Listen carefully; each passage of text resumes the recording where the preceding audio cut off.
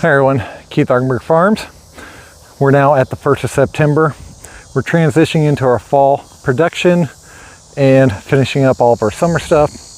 But today, I really want to do something about this patch right here that just has nothing growing in it. What I really want to do is to cover crop it, but not cover crop over winter. I just want to get some biomass down, get some stuff actually back in the soil, because this is where potatoes were and some lettuce beds and things like that. So I really want to get more stuff into the soil, not really worried about the nitrogen or any of the additions to it. I just need more organic matter in these beds. So I'm going to try cover cropping technique. Now, this is the first time I've tried this. I want to tell you that right now. Here's what we're going to do. So let me show you.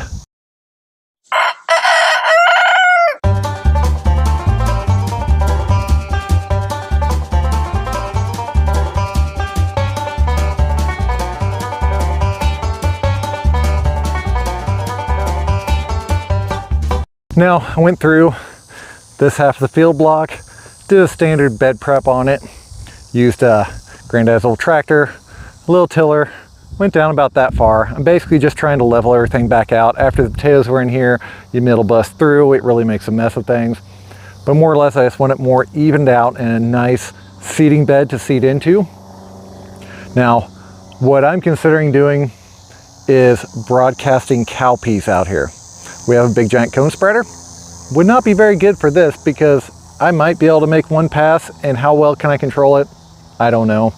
But what I do have is one of those old push ones that actually spins and broadcasts them out. Use a lot for your lawns. They're pretty common.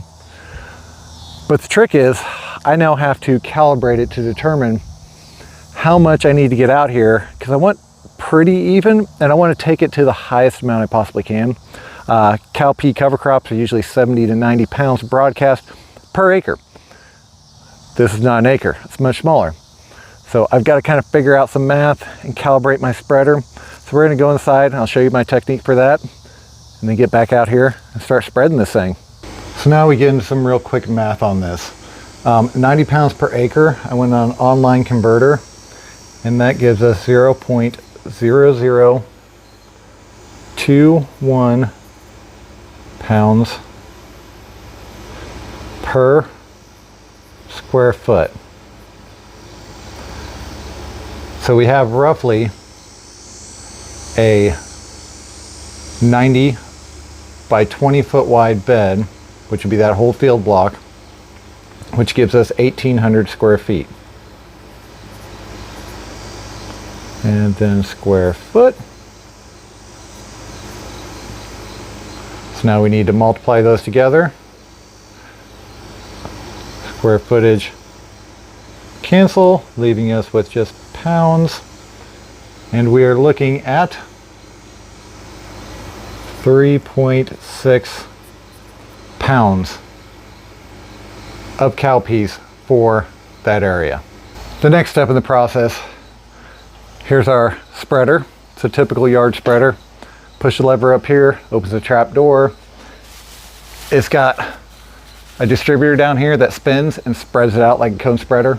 I'll show you why that's actually on there here in a second. Pretty simple tool. I've got it set to the smallest opening that'll actually allow the seed to come through. But we need to calibrate that and figure out how much seed is actually spreading across the area. And to do that, we have to do a test run. To do a test run, we need to find out how much it drops. So I took basically a trash bag, dropped it over the bottom. So I'm going to calibrate it in my building. That way I'm not spreading seed all over the place when I'm trying to do this. And then sweep it up and get a count and see how much we actually have. We got 10 foot marked out on my floor, and we're just going to walk, and it's going to slowly drop the seed out so we get a measurement. Comes the fun part, sweeping it back, and then we'll weigh it and find out how much seed it actually dropped during that process. And I've actually done this 3 times now. We're coming right about 3 ounces per walking 10 foot. But the question is, how much area is that covering? The only way to test that is going to be taking it out in the field and actually measuring how far it spreads to both sides, because we know what it does in 10 foot. We want to know what the square footage is. It's dropping 3 ounces of seed. Then we take that into pounds and find basically how many passes we have to do to actually drop that 3.6 pounds, which give us 90 pound per acre equivalent. We're only going to walk a little ways and then stop. Now we want to find how far the seed went one direction, right about here, and how far the seed came out in the other direction, which is right about here. We'll measure across and find out how much we actually dropped. So we are getting about a 5-foot swath. So our bed is 20 foot wide. Divide that by 5, which gives us 4 passes. We want to drop that 3.6 pounds over those 4 passes. So take 3.6 pounds divided by 4 passes, which gives us 0.9 pounds per pass. So that's about 1 pound per actual pass out there on the bed. And we know we have 3 ounces for every 10 foot. So 3 ounces is about 1/4 pound per 10 foot.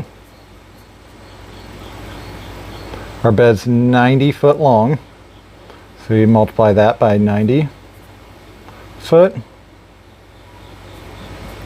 Our units cancel out, which gives us 90 divided by 4, and that's for 10 foot. So we actually only need to look at 9, because those cancel out there, divided by 4, which is 2.25 pounds per pass. Now that's over double the seeding rate. The biggest issue we run into is that this is all the smaller our seeder will go. So what we'll do is it will actually walk faster and hopefully get a bigger spread on it. And the pure intention of this is actually to get more biomass down. So overseeding a little bit should not matter all that much. I hope I didn't confuse everybody too much on that. Basically, what's going on here is if I make 1 pass down, I'm dropping 2 1/4 pounds of seed. I only want about 1 pound of seed, but there's really not much I can do differently, because if I take this thing any lower, it's not going to drop seed. I've got it to the lowest setting of opening to where seed actually falls through and broadcast out. Remember, this is not an exact science using something like this. A bigger spreader, you can kind of dial it in a little better with RPMs and speed down the field and all of that. But with this, I'm purely relying on my walking speed. And what that's going to do is it's going to spin the wheels, which spins the hopper, which actually distributes the seed. The faster I move, the further it goes out. I wasn't moving very quick at the beginning, so I only got about a 5-foot span. It should go a little further, but also with this thing, it only goes out about 1 foot or so on this side, and it goes 3 foot on the other side. So you really have to work with your equipment. What it really boils down to is I'm trying to get down 1 pound per bed. If I get more, it's just fine. The other way of doing this is if you have your market garden bed set up, which I don't. I pretty much erased everything out here because it was destroyed by the potatoes previously. You get a cup, you fill it up with that amount, and you do the old shake where you walk down and you shake as you walk down the bed and distribute your seeds out. Same principle, same method. I'm going to use this because it's a little bit quicker. And again, I've only got 1.5 months before frost, and this is an experiment. So I want to kind of see how it goes, whether it works. If I push up enough biomass to get something to actually push back into the soil. Again, I'm going to grow it for 1.5 months, either at the first frost, after the first frost, or right before it. I'm going to come through with the tiller again and just work it in that little bit, maybe 2 inches. Basically what I want to do is grind up the organic matter. Also, in this bed down here, these were lettuce previously today. I actually went through and worked all of the raw material down into the bed. I chopped it pretty fast, but I only went down about 1 inch. There we are. I got too many shadows out here. So I really wasn't disturbing the soil as much as I was breaking down that material and just slightly incorporating it. Either way, I'm going to go ahead, run this baby out, see what we end up with, and I'll take a total number before and after and see how many pounds we actually distributed over this 20 foot, making 4 passes on it. That's my goal, and we'll see where we're at. So let's get to it.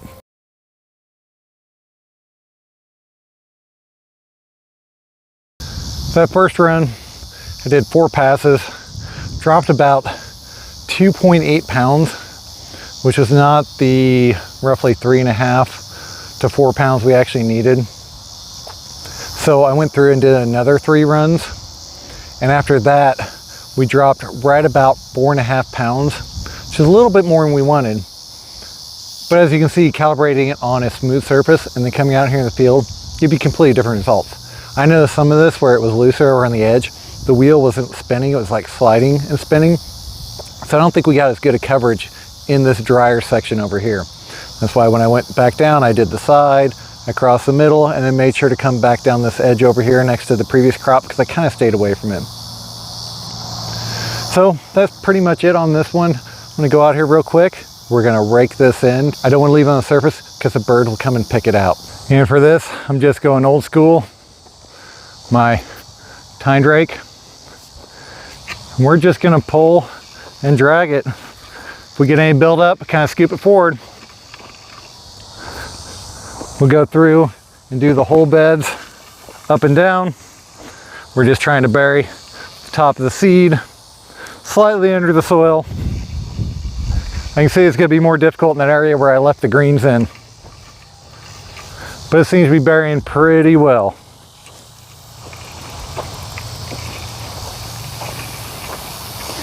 Now, the purpose of the process we just went through was finding an ideal rate of what the seeder is going to do in the soil, and then an actual rate by actually running the seeder through the soil.